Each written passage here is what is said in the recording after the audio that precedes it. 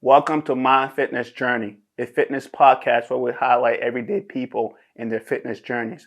And by doing so, we hope that we could get you to rethink what it means to be fit and to understand that this journey is a lifestyle change and not a quick fix system. Let's do it.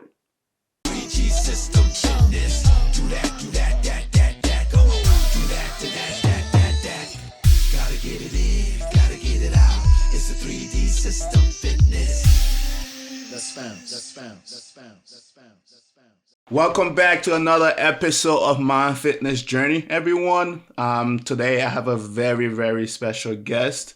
Ali, is it Ali Rheaume? How do you pronounce your last name, Ali? It's Ali Rheaume. Rheaume. All right. So I have Ali today. Man, I'm excited about this episode because Ali is one of the most profound people I've ever met.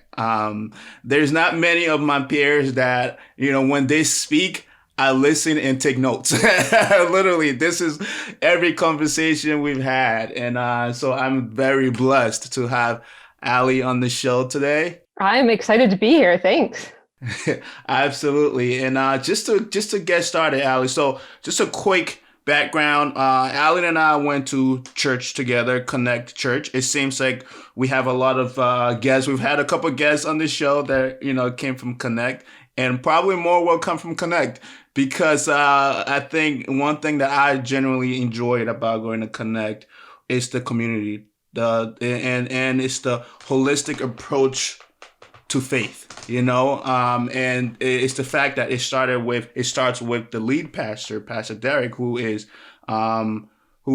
just passionate about health and fitness, and you see that in the community, you see that support and in the community, which is why I have a lot of friends and connections like yourself who shares the same passion. So, but yeah, Ali. So just to give you the floor, just give us a little bit about who you are and where you're from. All right. So I'm Ali, and thank you for having me here. I'm super excited to talk with you because you're right. I love our conversations. And so I am from Massachusetts, and I just genuinely have a passion for people. Like when somebody asks me, like, who am I? What do I do? I don't jump to some title of a job or something.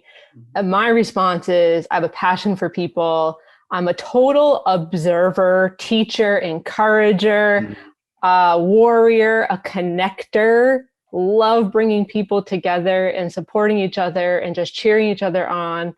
I consider myself a pretty creative person.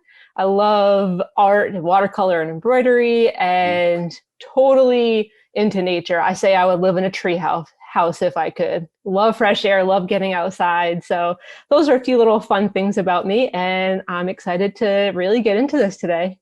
Absolutely, I am too. And one of the things that I wanted you to touch on is just you're one of the most active people I've ever met. And just your energy. You were you're a coach, like you already mentioned.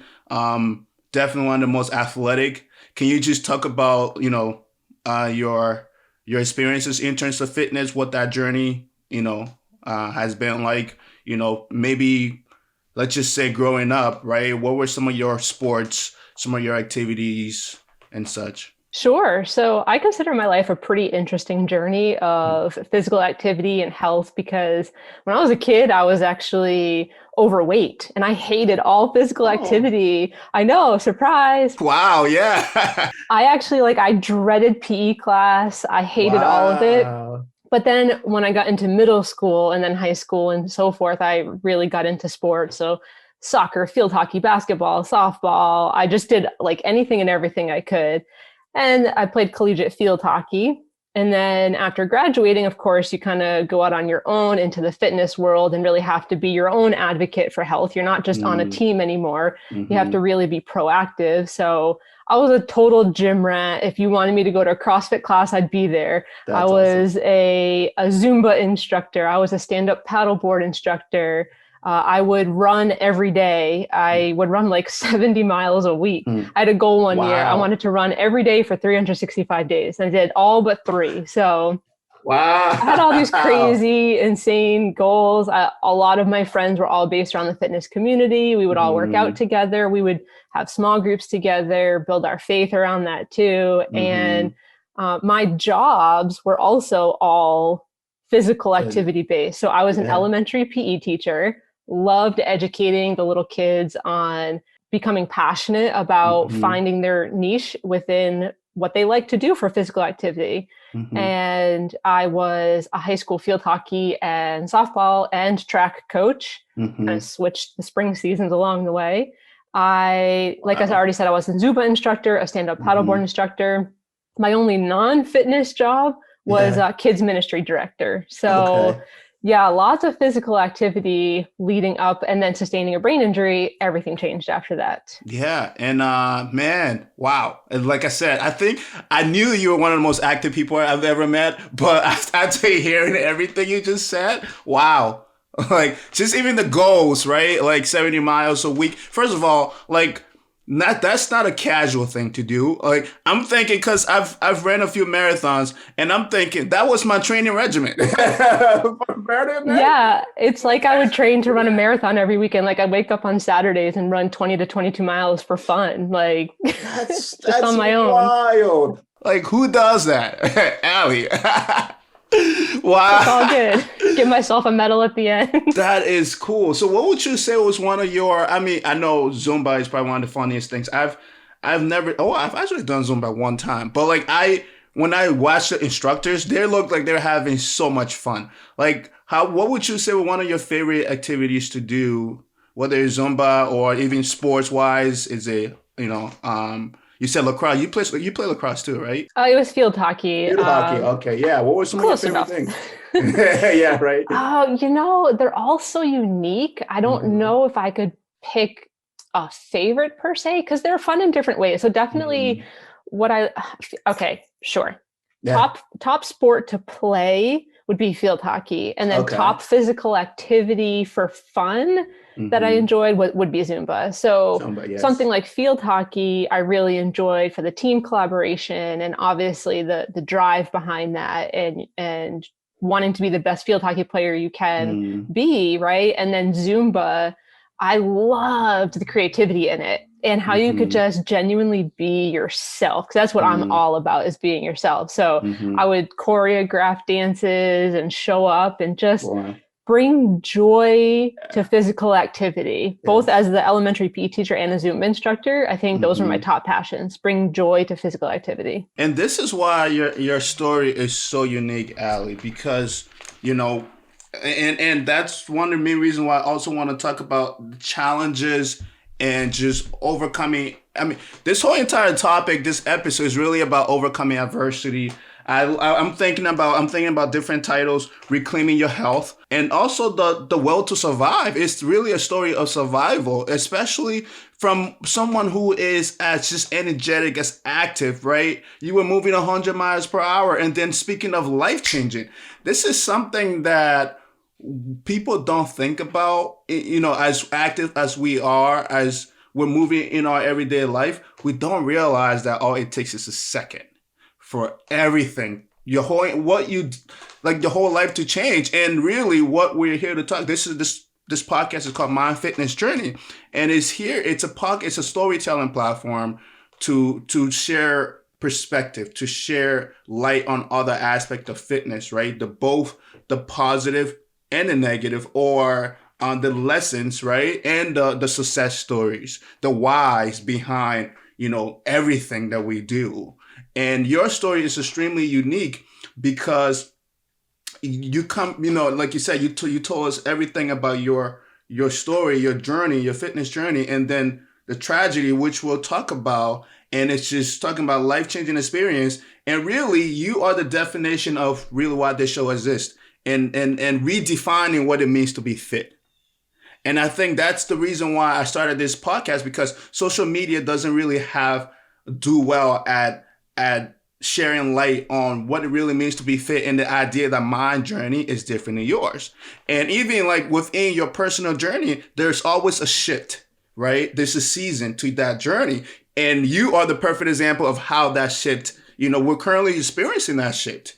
and you're currently going through that journey. And I'm here to really highlight that journey, you know? And so just to kind of transition into really what happened. So from my perspective, I remember, like I said, Alan and I went to the same church. Like it was very hard to miss Ali in the room. Just your smile, your energy, your attitude, just, you know, it just takes over the room. And then I remember just boom, like out of nowhere, no Ali. And I think it was almost a year, almost 2 years later, just always wondering, where is Ali? And I think I saw your post. I saw a post on Facebook. That's when it really kind of clicked. Like, oh my gosh, you know, that's what happened. You know, so that being said, what did happen to Ali? Yes. So I sustained a brain injury back in 2016. I was struck in the face by a steel commercial door, complete accident, and unfortunately sustained a traumatic brain injury from that. Mm. And then later on in that year, as I was recovering from that one, I actually sustained an additional one Wow. and had a medication reaction. So I ended up, this girl that we were just describing, right, being super, Right. like literally the Energizer Bunny, running Yeah. is literally and as a pun all over the Right. place. Right. I ended up in the hospital at a 10% functioning level. So no more Zumba, no more running, no more Wow. teaching phys ed, none of that, going completely to not even being able to walk, and then having to rehab back from that. And to the point today, fast forward, what, 5.5 years now, I'm still working on being back on my feet. You know, I can Right. walk now, which is, praise God for that, right? Mm-hmm. It's been such a Wow. journey, but like you said, really redefining what is health, what are my intentions with Mm. it, what am I honoring within it, and how can I still participate in physical activities and have them be joyful, Mm-hmm. yet look different than what I did before. Right. And that's exactly some of the things I want to talk about. It's really what that definition of fitness looks like now. And for me, kind of just observing your journey, it's been fun to watch. It's been very inspirational to watch because you are using so many different avenues, so many different resources, so many different platforms to continue to bring that joy to people, and it's amazing for me to watch. But what I would love to get into, kind of just already explaining like the changes and what happened. What how I guess how yeah, you already kind of mentioned it with just how life changed in terms of going from very active to really having a. Do you say 10% activity level? Is that what it was? That's I mean, how for you, right? Someone who is one of the most athletic people, how did that impact you? How, I guess, how did life change for you, and how were you dealing with it mentally and physically? That is like the $1,000 question, right? $1 million Yeah, question, maybe even, because, right, how do you go from a mile a minute to yeah. being in a hospital bed and being told you're not even allowed to get out of the bed by yourself, right? So from a physical perspective, I think the Mm-hmm. challenge in that especially lies in the body needing to adjust, right? Mm, So when you're doing so much physical activity, I mean, it affects your hormones, it affects mm-hmm. those cortisol levels, your adrenals, like everything's running Everything. off of fuel, right? Mm-hmm. Mm-hmm. So ending up in that position of being only at a 10% functioning level, that's one thing. The body is physiologically going through change where it's like, I think I should be running, but I'm in a hospital bed. So what do I do with this energy? And I would have these like severe muscle contractions, and those were literally like working out to me.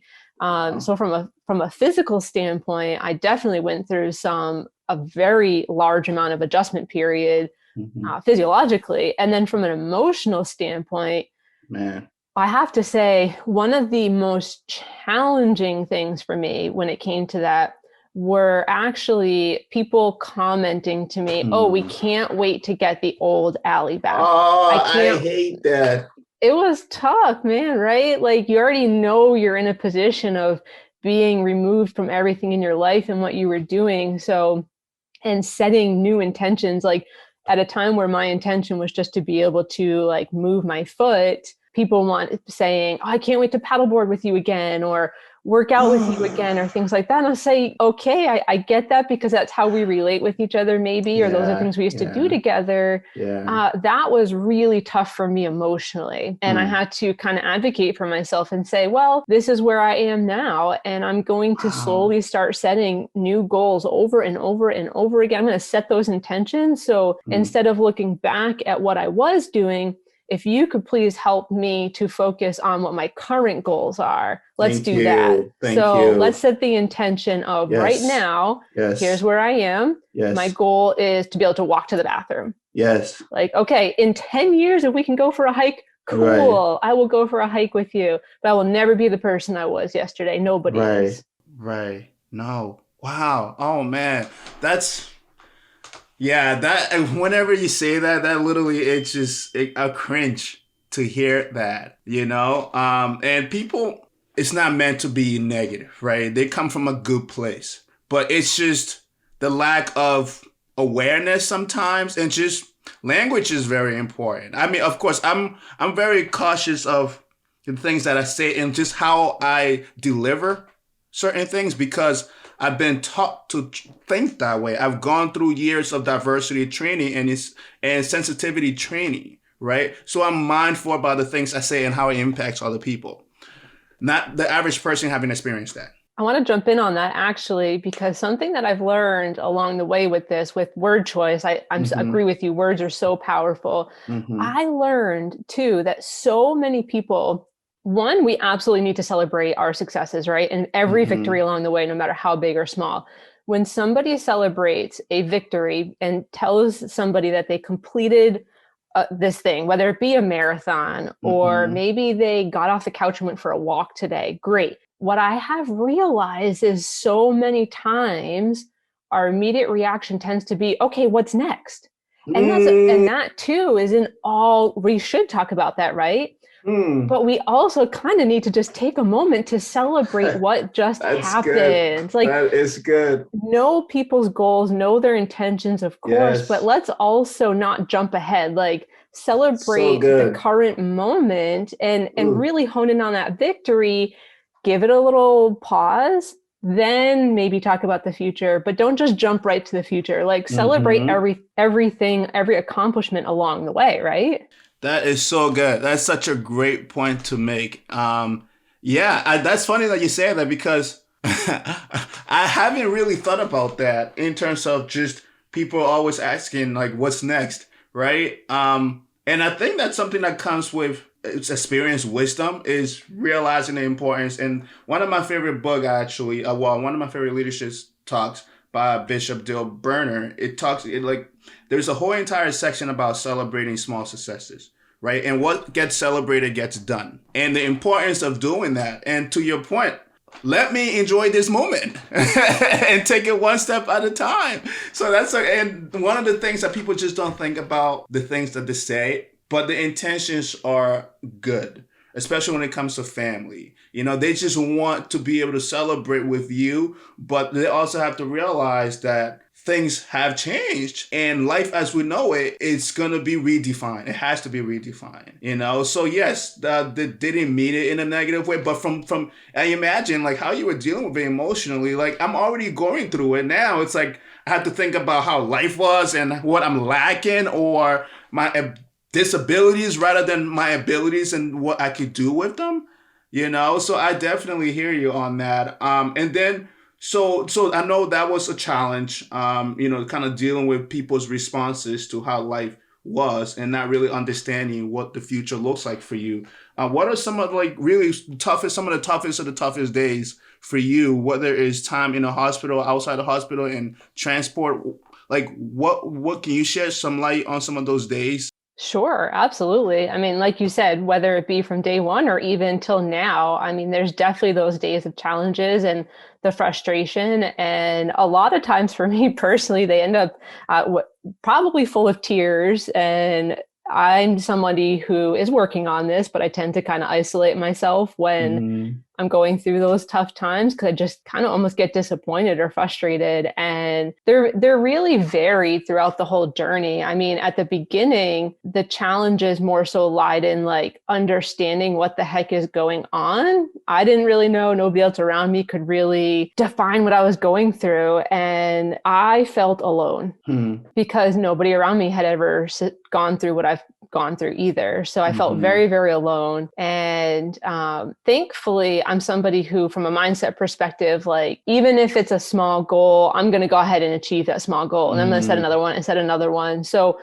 I've always had that mindset, which is great. I remember being in rehab and then being like, do you even know what's going on? Like, you don't seem upset. Like you haven't cried.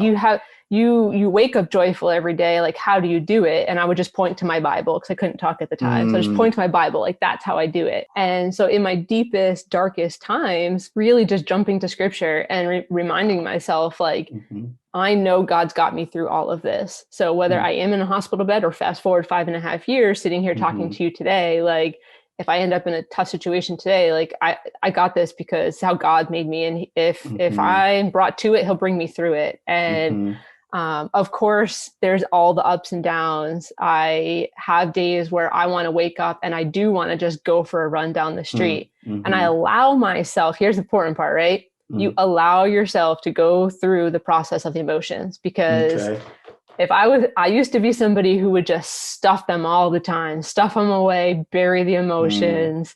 And what happens? It all just builds up over time and then comes out all at once. So over the process, if I get frustrated or if I'm really not achieving one of those goals that I want to be achieving, then I allow myself to go through those emotions, talk it out with someone, cry if I need to. And I've had many days like that, and I'm very real about it. I'll post about it on social media. Not everything, of course. No one needs to know everything. I'll call up a friend, counseling, whatever it takes, like, to work through those days. Man, and I can't wait to talk about those days where, you I mean, in terms of you being, sharing your story, sharing your light, and being vulnerable, right? And I can't wait to talk about that and how you're doing that now. But also something that you said that really just kind of hit home for me, especially from a male perspective, because this is something that this is something we're not good at, and society doesn't celebrate it very often, is you said allowing yourself to go through the process of emotions. Man, that is such a powerful statement. Like, everyone needs that message. From a teenager, especially from a teenager, you're right, who are completely confused on what they're even experiencing or what they're going through, to everyday adult, especially as a male, where being emotional and expressing that is taboo, right? I guess the times have changed, and it is changing, but from a male perspective, this is what most people deal with. And I think that's such a profound statement, allowing yourself to go through that process of emotions. Yes. And I want to jump in on that too, because what I learned along the way, this was a huge mindset shift for me post brain injury. I never thought about this before when I describe all the running and the working out and the activity that I did. I never took the time to sit down and reflect on the fact that, like, Ali, why, deeply, not what you're lying to yourself about what your why is, but if you're completely honest with yourself, what is your why behind all of that? The majority of people, if you strip away the mask and they are completely vulnerable, will most times say, oh, wow, it's actually out of comparison. It's comparison to society. It's comparison to the person at the gym next to me. Oh, I want to lift just that little bit more. Or it's the person I'm running a race with. I want to beat that one person ahead of me. Right? Or it is a comparison fact in terms of body image. And again, this is male and female. This is not just a female scenario. If you were to strip away all society and you were the only human being, you would have nothing to compare yourself to. So then what would you think of yourself? You'd probably be celebrating a lot more than you used to, right? When that comparison just stopped literally because of a closed door.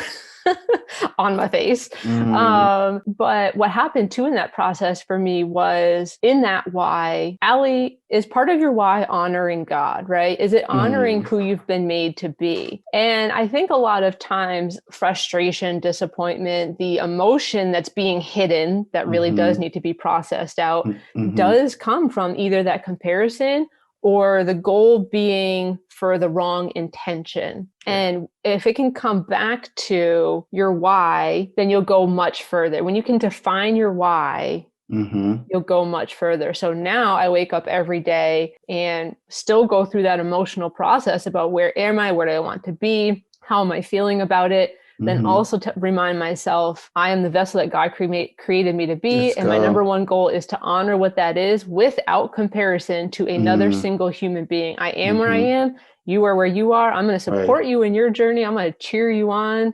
And I'm going to be me at the same time. That's so good. Let's dive more into the whys. This is perfect because you already started talking about that, and some of the whys, like you already mentioned, the days where when you couldn't speak, you would point out your Bible, right? I just want to dive more, deeper into that. Like, how do you find the mental capacity to keep fighting? Let's talk about like really the will to fight, and where does that come from for you? Like, what other inspirations are there for you on like the toughest of the toughest days that we talk about, to have that mindset shift or to continue within that positive mindset shift? Why and how?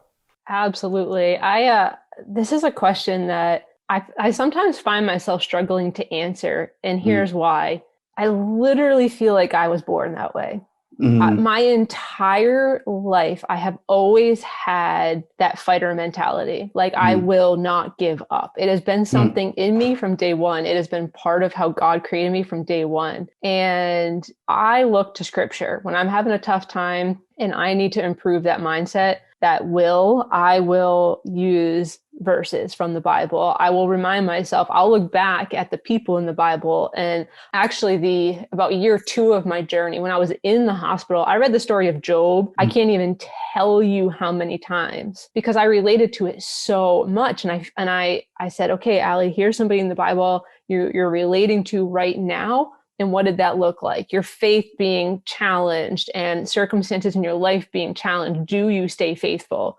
And mm, in the end, are rewarded for that. So going to scripture, relating to people in the Bible, that is like my number one. But the other piece of it too is knowing your purpose. That mm, is a huge, if you don't know your purpose, and again, going back to your why, if you don't have mm-hmm, your own intentions, if you're not doing it for you in mm-hmm, honoring who God created you to be, there's probably going to be a lack of fighting mentality there, because then who are you fighting for? If you're not fighting for yourself, mm, who are you fighting for? mm-hmm, And a lot of times people will say, I'm running this race for so and so, and I'm doing this for so and so. And there's people that have done that for me. And that's amazing. I honor that. Run the race to honor someone, right? mm-hmm, But also run the race with your own intention and your own goal, and recognizing your ability within mm-hmm, that.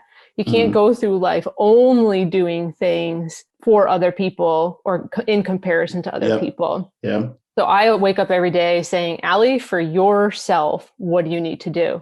So I Mm. feel like stripping away trying to achieve all these big goals for other The other people people. Yeah. helps me stay grounded in, Ali, your fight for today is one Mm. step for you in honoring who Mm-hmm. God made you to be. That is so good. That is so good. And then in terms of, I'm sure there have been so many lessons, right, that you learn, whether it's through your recovery at the hospital, or because I mean, in terms of your mobility, right, there's so many things that your mind wants to do, but your body says, I'm not ready yet, So I'll let you answer this question from a spiritual perspective, physically, mental, emotional, however direction you want to take it. But what would be some of the lessons you say you've learned through this journey? Oh my goodness, so many. I'll have to write a book.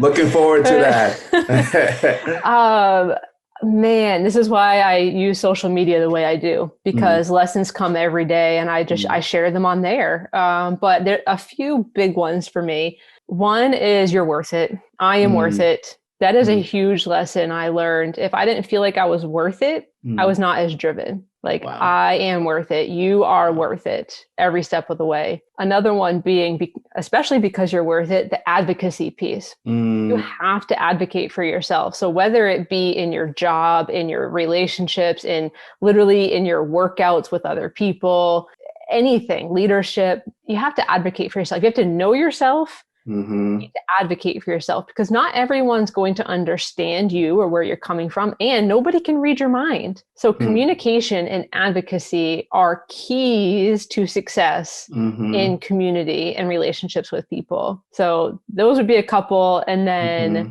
within those relationships, I've learned that a couple other lessons are the importance of setting boundaries, Mm. right? Even if we Okay. talk about this from like a fitness perspective, like, what are your boundaries around that? Do you have Mm-hmm. boundaries? Do you have Mm. boundaries for your personal self and like your nutrition and your workouts? And do Mm. you have boundaries when it comes to other people, or do you That's just go good. with what everybody else wants you to do, sort of thing? Mm. And how intentional are you being with relationships? Do you, here's Mm. a big one. Here's a big one. And you touched it on this at the beginning, Noah. Do you only see people because of a common ground of a Mm-hmm. physical location? Do your relationships come from saying, I'll see you at church on Sunday, I'll see you at the gym on Monday, I'll see you at Mm-hmm. work on Wednesday? Mm-hmm. Or are your relationships beyond that? Because if those Mm. things are gone, if your job is gone tomorrow, if you change churches, if you go to a Right. different gym,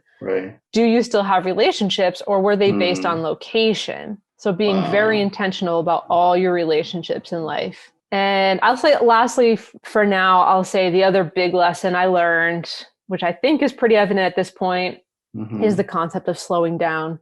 There Oh, is jeez. Yes. no shame in slowing down. The most Ooh. miraculous things happen in those margins, let me tell you. Mm-hmm.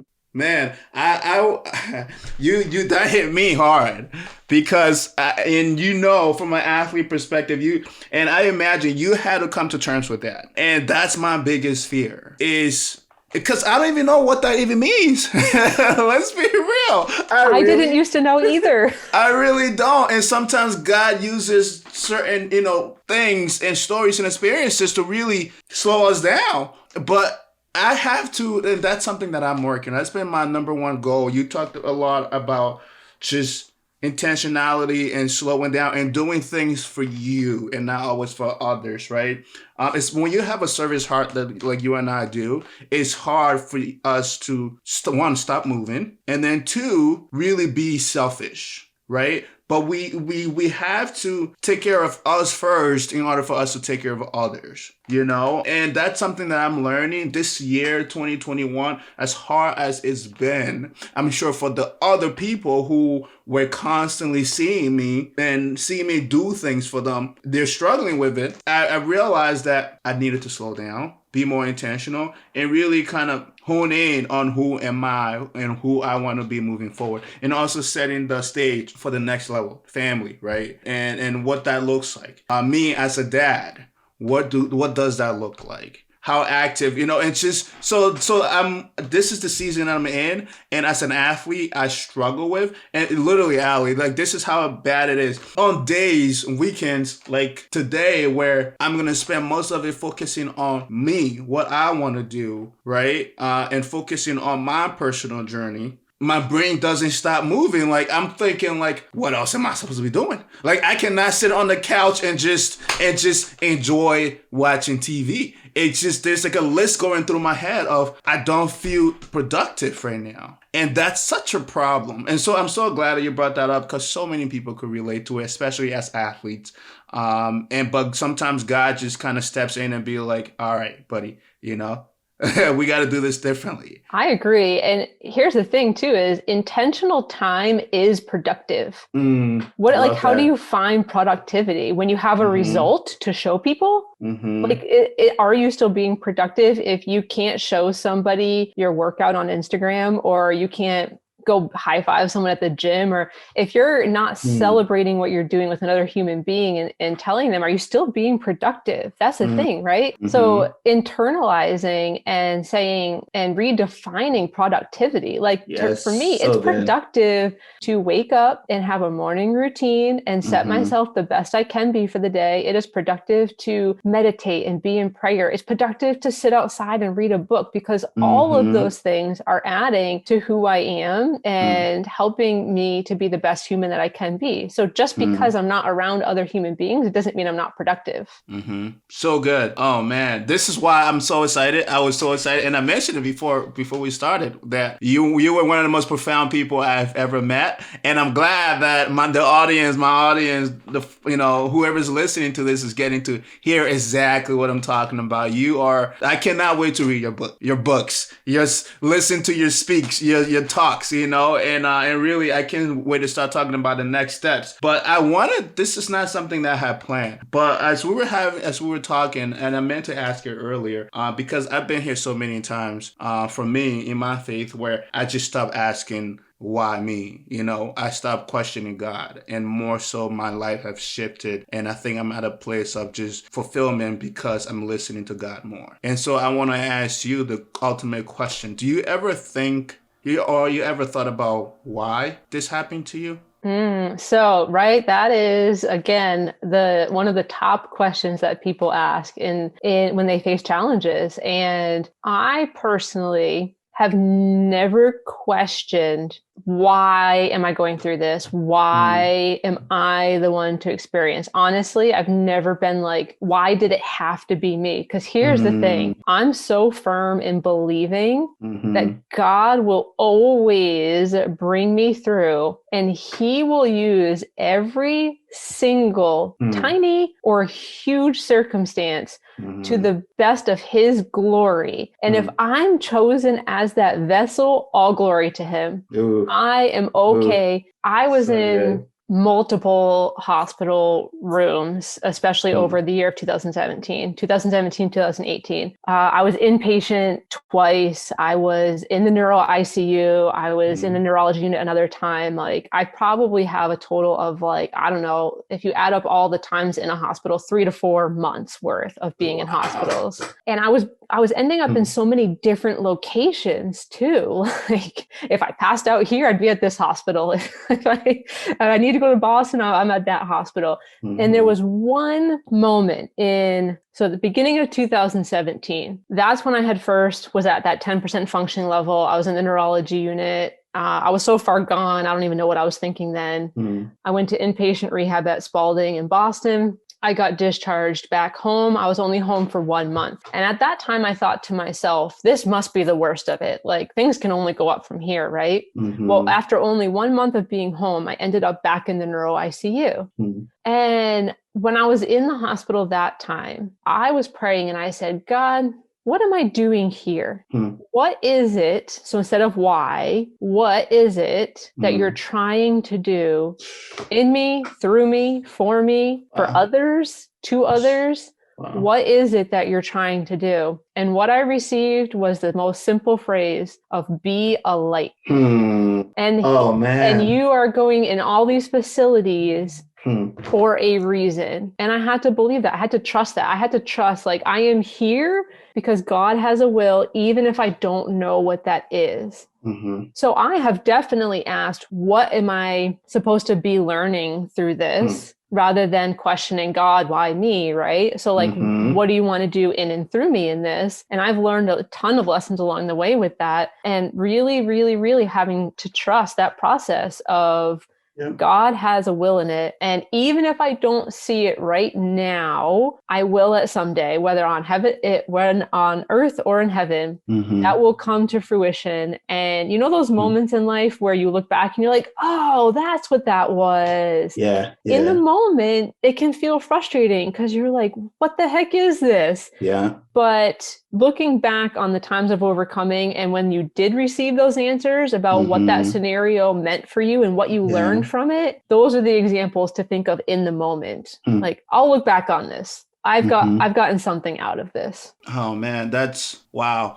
I'm definitely glad I answered that question, because I got way more than I ever imagined to receive. And there's just so many gems in everything you just said. The part of being a light and just hearing that message, I definitely want to touch on that to see where, how are you fulfilling that message, right? But I wanted to reflect on something that you said, and it just crossed my mind. It might come back later on, but I guess where are you now in your recovery? Whether it's medically, I see your, like I said, I've been watching and watching us in through social media, which I'm excited to kind of tap into that next, and that might be part of the light, right? But I guess where are you now in that journey medically? What are the doctors saying in terms of, so I guess, yeah, that actually leads to, since we started off with being at a 10% function level, because I'm more about stats. Like,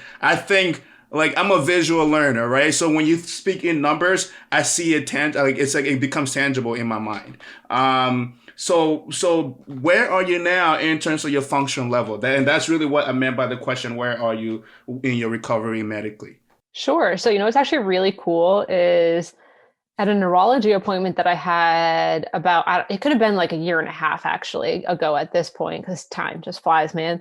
Mm-hmm. But I walked it was a new neurologist. I walked into his office. I sat down and he was like, "You look kind of familiar." And I said, "You do too." And he looked at my chart and he goes, "Wow." He goes, "I was one of the doctors on the team when you were in the hospital at a 10% functioning level." Wow. And he goes, "And now here you are in my office at like a 70% functioning level." And we celebrated that hardcore. Like, he Wow. saw me at the worst and he was Mm. seeing me progress, right? Mm-hmm. And that was about a year and a Wow. half ago, I would say. So at this point, numbers, I'm the opposite. Numbers are kind of challenging for me.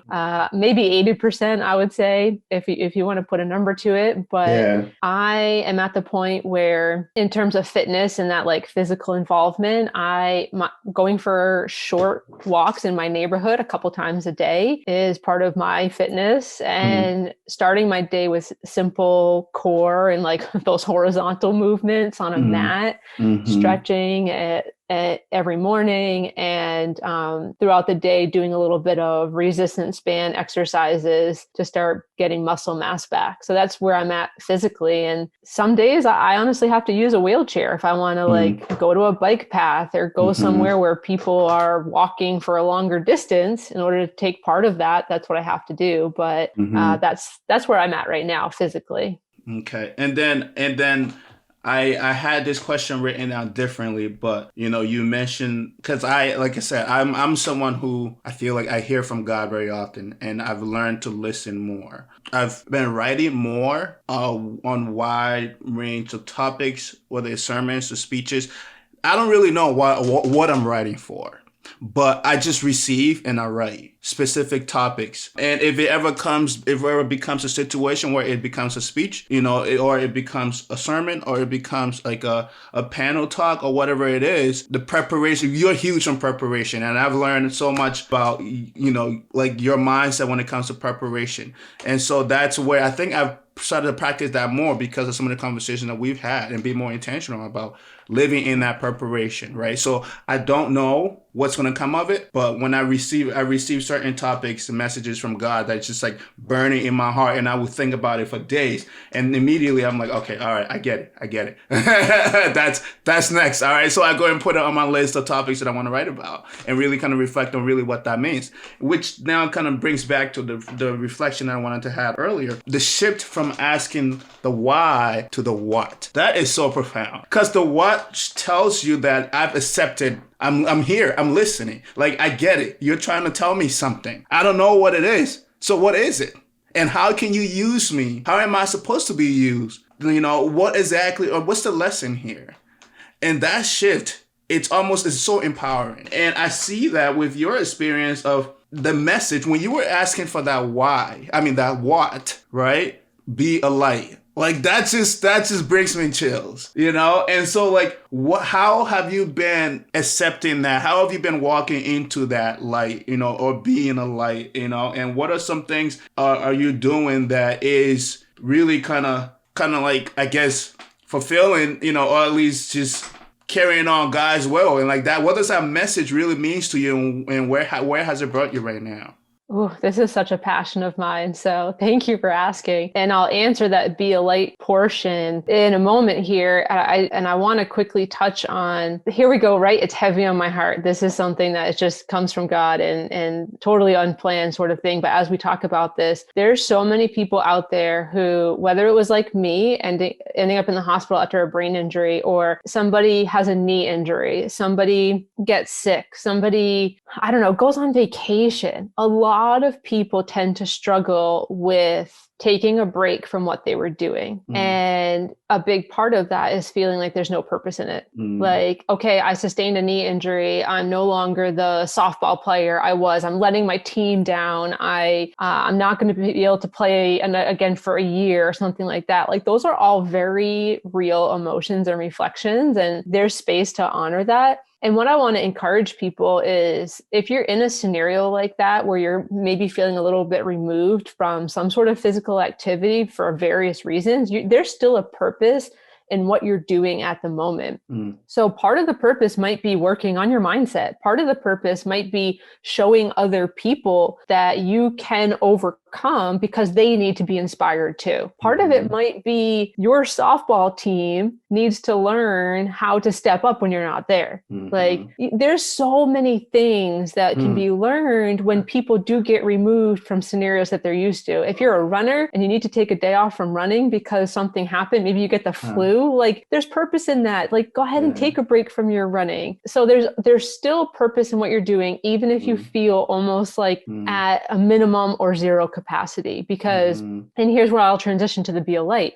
When I was in a hospital bed, from a physical standpoint, I felt like, what use am I to the world? What use am I to the world when I can't do anything physically? I can't go anywhere. I'm not on a stage public speaking. How am I impacting the world anymore? What is even my purpose? Lord, like I need a purpose right now. Like, what is the point? And that's when he spoke to me, be a light. And I realized that while I may not have physically been able to get out of a hospital bed, what I could do was smile at every person who came in my room. You know, the janitor that comes and cleans a hospital room, how many times does someone thank them? They probably get mad at them for making noise when they change the garbage bag. Like I had a hard time with that, but I had a hard time with that noise.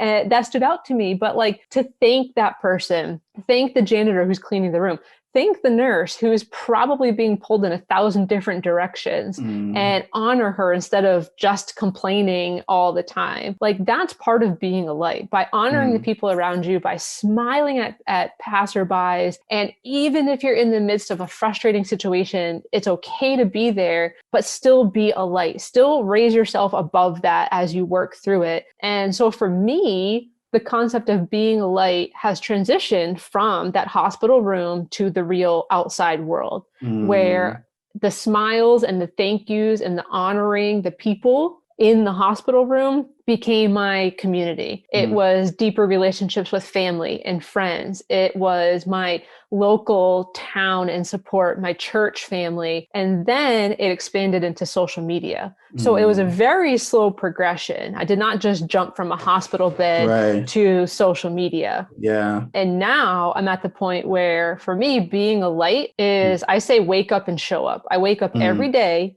show up to the things that I'm called to do, be obedient to what the things I'm called to do, and love everyone around me. That doesn't mean breaking boundaries and just doing what other people say and people pleasing. No, people pleasing is not a victory. That's a barrier. So being a light means loving others, honoring others, sharing how you're feeling with others, spreading the word, and being Jesus with skin on to everyone around you. So I'll do that in my community. Jesus with skin on. Yeah. Love that. Yep. I'll do that in my community when I'm walking down the street. I'll ask my neighbors what their names are and then say hi to them every day. That's being a light. I will jump on Instagram and do an Instagram live, or I will be in a concussion community circumstance and encourage them. And to me, all of that is being a light. That's amazing. And I see that. I see, without even telling me, I see how you have been a light. And you told me stories, and I actually would love to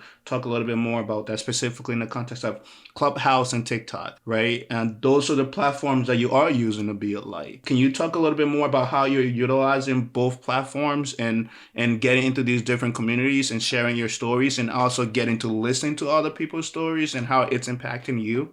Sure. So, from that social media perspective, Clubhouse has become such a big blessing, especially for. I started a club, the brain injury community. We've been doing it for 7 months now, every single week, Mm. every Wednesday afternoon, showing up and creating a space for. Mm-hmm. We say to people, however you feel like you relate to this community. It can be a brain injury survivor, it can be a family member, a friend, of somebody who wants to learn. It can be a professional, a caregiver, anyone across the board. You can come to our room, and even if you've never sustained a brain injury, we do a topic each week. And I can tell you, every human being in the world could absolutely benefit from the conversations there because they're real life conversations. But it Mm-hmm. also at the same time gives a space of relatability to other people who have sustained brain injuries to feel like they're not alone. So Mm-hmm. we show up every single week encouraging and Mm-hmm. listening to people's stories and what they have to share, Yeah. whether it's an idea or what they've been through, sharing strategies and how to overcome. So Mm-hmm. that's what we do on Clubhouse. I have to admit, I'm actually not on TikTok, but I am on Instagram. So Mm-hmm. instead of like doing TikTok and sending it to Instagram, Right, right. I do Instagram reels and I make them all on Instagram to keep my screen time down. But Mm-hmm. on Instagram, I do regular posts, stories, reels, lives, and all of it. My goal is to be real, authentic. So, same Mm-hmm. thing there, right? To be Yeah. authentic, to encourage people that they are more than a label, that they are more than what they've been through, and that there's Mm-hmm. absolutely hope for the future. So good. And since we're on that topic, right, where can they find you, especially on Clubhouse or Instagram? What do you mind giving your handles to the people to see if they could follow your journey? Sure. So on Clubhouse, I think it's just Ali Rheaume because that Mm-hmm. I joined when it first opened, so that was available. I Mm-hmm. think it's just Ali Rheaume, and it's the Brain Injury Community Club. And then on Instagram, it's at Allison.Rheaume. Awesome, awesome. And I'm sure there's so many people who are going to listen to this and be inspired by you and where how far you've come and where you're going, and definitely want to celebrate that success with you, but at the same time, use you as a resource. And which is why I love the what you guys are doing on Clubhouse and building that community for others to come in and share their stories. This is why I do this. Podcasting. It's an opportunity to build a community and provide that resource to others, but also get to listen to stories like yours. It's a storytelling platform, really redefining what it means to be fit. And so people could start to think differently and redefine their definition of fitness, become a more personalized definition rather than what social media and Instagram models are telling you fitness is. So good. Yes, yes, yes. I agree with that. And that is why I will show up on Instagram as who I am and exactly try to encourage people, like, just be you. Don't compare yourself. You don't know people's stories and what they're getting paid for. Like, the people that get paid Right. to work out, like, don't compare yourselves to Yeah. them. Yeah. And feel free to join me in adaptive seated dancing instead if you want. That's so cool. Yes. That's one of the things that I've been loving about you and watching your journey is like your passions are still there. You love to see you dance, and that's something that's always been passionate. You've always been passionate about. We talked about Zumba earlier, and you're still doing it. And you're really kind of using some of the dark days to bringing light to some of the dark experiences that you had. One of the things that stuck out completely, I love your sense of humor. And one of the things that I saw most recently was you posted a video, something relating to parking in a handicap. It's Oh just my like the whole gosh, it went mindset viral. shift. Really? Oh my, yes. Yes, yes. So, So my goal in being an advocate is that's another uh-huh, big goal of mine. And I made a reel to the Britney Spears circus song with uh-huh, the lyrics of "All eyes on me" in the center of the ring, just like a circus. And it was simply, it was like 7 seconds. It was just me getting out of the car while parked in a handicapped parking spot, uh-huh, but yes. without seeing any mobility aids. So people tend to question, like, why is that person parking there? I don't see their disability. So that's why the Yes. song playing in the background of like, I feel like I'm in a circus. Like people are just watching me because they're questioning, Uh-huh, why are you parking there? And uh-huh. showing up and being that advocate and sharing that funny but very real Yes. scenario, no pun intended there, real. Yeah, yeah. It went viral. That's It's awesome. insane. I'm gonna have to go back to and watch that and see how many views is on there. That's cool. But yeah, that was one of the ones that kind of stuck out to me, and I appreciate that so much because, like I said, you're bringing light to real life situation, like the emotional aspect, the things that people look at you and they're asking you, why is she parked there? Because once again, changing the definition of something, right? Then when they look at what is to be in a handicap, they're thinking physical. Yep. And so that's why I appreciate everything you're doing in terms of like bringing light to these different scenarios and making these creative fun videos, but also very profound life lesson type of videos. So keep doing that, and I really hope that everyone who's listening gets to follow you and just enjoy what you're putting out to the world. But then just to wrap it up here, so there's so much that you've already talked about. You giving different hints about books and such, right? What does the future look like for Ali? Is it speaking engagement? Is it books? Is it like retreats, more live clubhouse type of communities? What is it? What does that look like for you?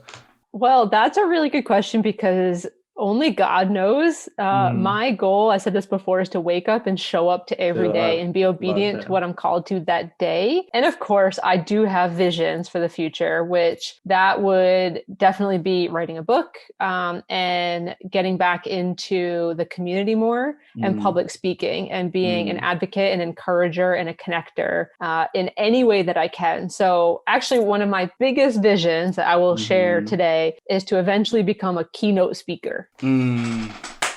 Let's go. Yes. And I have no doubt that's gonna happen. I mean, your story is exactly it on so many levels, so many different platforms. And I'm excited. I'm looking forward to the day. You have to promise that you will let me know, Of course, I'll when invite you. you get that first keynote speaking opportunity. Deal, deal. You'll be in the front row. Oh yes, I get the VIP ticket, VIP seat in the room, spoken into existence, right? Yeah. Yes, yes, Oh my amen. goodness, that is so good. Well, I have no doubts. And then you already mentioned it. Any plans of books, inserts of books, or have you been? I mean, you're heavily involved in the brain community now. Like, are there any conversations of maybe pieces that you're gonna be a part of or want to be a part of so far? Well, the one thing I am already doing is I'm the community leader of Concussion Compass, which is an Okay. online membership for people recovering from concussions. Okay. So I do a lot of leadership stuff there, but really my goal is to just keep exposure going with I suppose. whether it be podcasts or grabbing Right. opportunities to be speaking and Yes. presenting. I've Yes. presented about creativity through Mm. healing before and overcoming while being creative. And so I'm just going to keep showing up to these things. And I do hope that every step of the way does lead to more speaking engagements, more to write a book Yes. about my journey and the things that I've learned from it, and maybe additional books down the road. And I Mm. honestly don't feel grounded to one single thing. Mm. A lot of times I will show up somewhere, I will be that light, and I'm okay whether I show up there again or I move forward from it. So it's pretty up in the air for me, and I'm okay with that. I'm just going to keep doing my thing every day. That's so good. Like I said, I'm extremely excited to see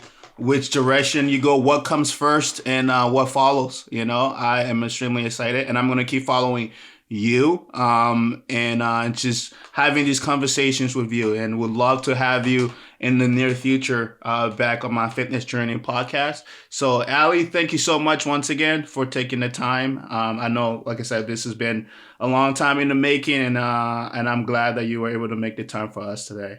Well, thank you for having me. And thank you to everyone who is listening to this, has listened to this. And God bless all of you. Awesome. Thank you. Have a good one. Gotta get it in, gotta get it out. Go get in, go get out. It's a 3G system fitness. Do that, that. Go on, do that. Gotta get it in, gotta get it out. It's a 3D system fitness. Let's bounce.